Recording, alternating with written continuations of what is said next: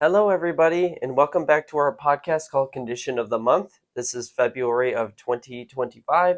We are going over for this month, and the condition is rotator cuff syndrome. And so, what we want to do is jump right into it. So, what the rotator cuff is, of course, is the shoulder muscles.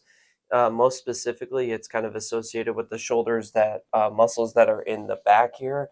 Now, the rotator cuff is really comprised of four main muscles, which I'm going to use Frank Netter's Atlas to educate you on at this moment here. So, using this as a guide, you'll kind of see that this is the shoulder blade and the shoulder complex. We have a muscle that kind of comes right over here. So, this is the back of the shoulder blade facing, your back facing outward. And what we have is the top muscle here called the supraspinatus muscle that has a tendon that inserts onto the top of the upper arm bone that's called the humerus. Then there's a broader, kind of flatter muscle that also attaches to that. That's called the infraspinatus. And then down here we got a guy that's called teres minor. That's the third muscle. And then the fourth muscle that's part of the rotator cuff is on the front side of that shoulder blade, and it rests kind of on that flat part there and attaches to the front part of the humerus, and that one is called subscapularis muscle. So again, that's kind of just an overview of the anatomy and where the injury lies. Typically, more often than not, we are going to have the injury be right here at that tendon muscle intersection of the supraspinatus muscle. So again, that's the muscle that rides over the top of the spine of the scapula. So when that injury does occur, what are the kind of symptoms that we see presenting into our office or into a physical therapy chiropractic office? Well, we're going to see pain and quite potentially swelling that's going to exist near the back aspect of that shoulder. A lot of the pain will kind of live right in there, kind of at that corner. Sometimes it radiates its way back up into the neck or radiates down into the chest or travels even further down the arm to about the elbow. But in general, the epicenter is going to be somewhere in this general vicinity at the shoulder. Lost activities are going to include things such as an inability to do overhead activities, such as reaching to the top shelf to grab something out of the kitchen, or think of the baseball player that goes to wind up for a pitch and gets pain when they cock back and go to follow forward.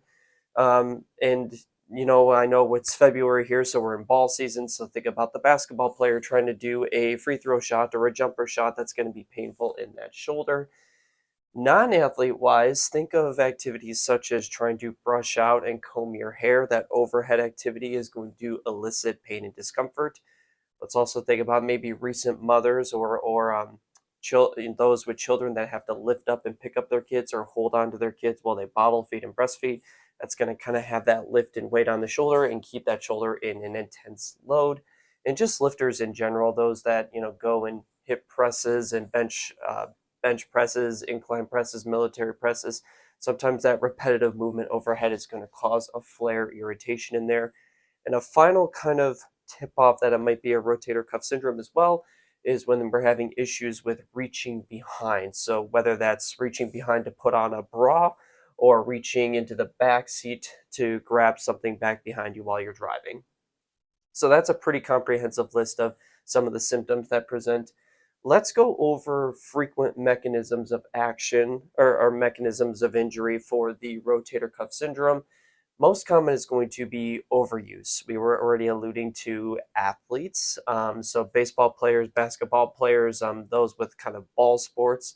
Those are going to be frequent to show up for rotator cuff syndromes.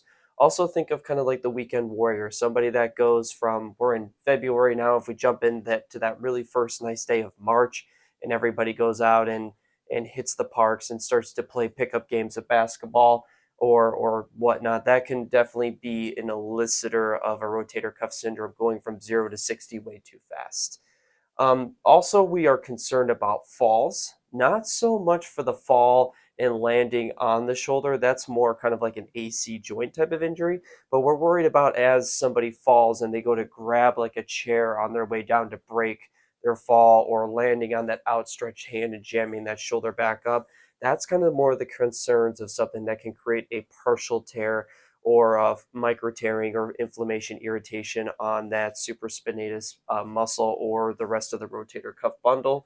And then poor posture. If somebody's kind of sitting at the computer here all day at work and they're having that head hunched forward and the shoulder rounded forward, that's just going to keep that chronic strain on the rotator cuff group, and that in time can lead to pain and elicit an inflammatory irritation response.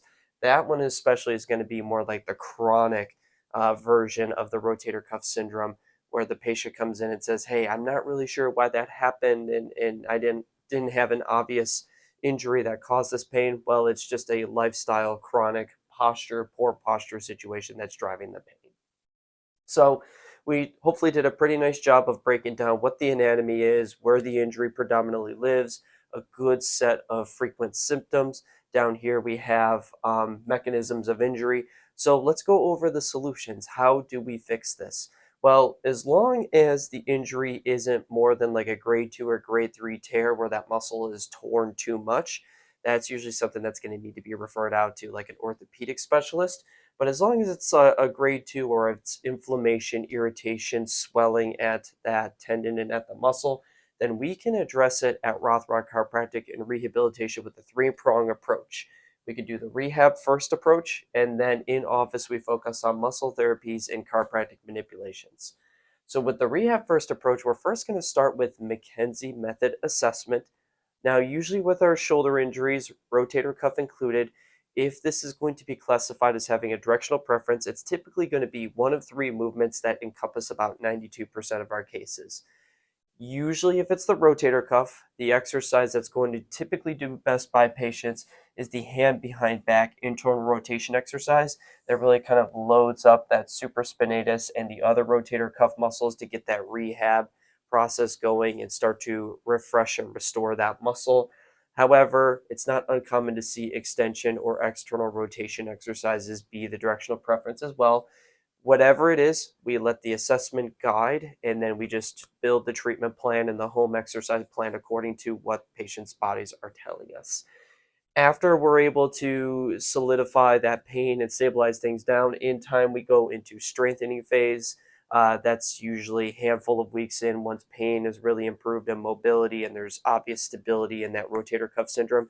So things with the resistance bands like repeated external rotations, internal rotations, doing things with like the therabands, do like wall crawls, monster crawls, and then, even just wall exercises like working on wall angels to really get some strength and stability back into the shoulder complexes, in addition to focusing on some rehab and corrective things at the neck and at the upper back.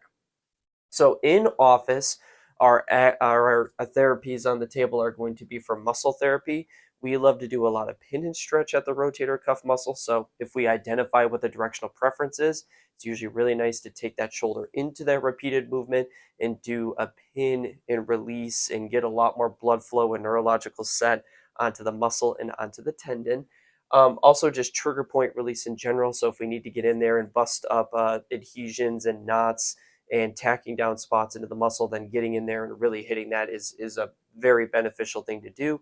And of course, with us being chiropractors, we love our manipulation therapy. As I've maybe said in other videos, I'm really cautious about how aggressive we manipulate the shoulder. I generally find, and we generally find, that a good mobilizing or overpressure stretch is just as beneficial as getting in there and adjusting, since there's so many degrees of flexibility and mobility at the shoulder. So once again, to adjust the shoulder, we would pretty much help the patient go further into their directional preference, whether that's internal rotation behind the back, external rotation, extension, you name it. The protocol, the assessment is going to guide the treatment from there. And then it's usually good to do some sort of cervical spine work, whether it's tractioning or mobilizing. If the patient's on board with the manipulation and we've safely ruled out vertebrovascular arterial concerns, then we would certainly be happy to do that. And upper thoracic, especially anything T7 to about T1, is really going to help out at that shoulder. As we've probably alluded to before, there's a really tightly knit function between the cervical spine, thoracic spine, and the shoulder. Often just working into one of those areas is going to indirectly benefit the other two areas. So that's why we like to take those along and work with those with our chiropractic manipulation therapy as well too. So there you have it. There's our solutions base to a fairly common problem, our rotator cuff syndrome. That's the condition of the month for February of 2025. We want to thank everybody so much for tuning into this newest edition of this podcast. We hope you found it beneficial. If you know of somebody, whether it's yourself or a family, friend, or colleague, or someone local in the area that is struggling with this type of issue, whether it's acute or whether it's been years of just persistent shoulder pain, refer them over here, and we'd be happy to have a look at it and see what we could do to finally get that issue back under control and give you your life back so you can live the way that you should. Well, thank you very much for tuning in, everybody. We appreciate you making it to the end of the video. Drop a like, hit a comment to us, subscribe if you found this beneficial. Thank you so much. Take care until next time.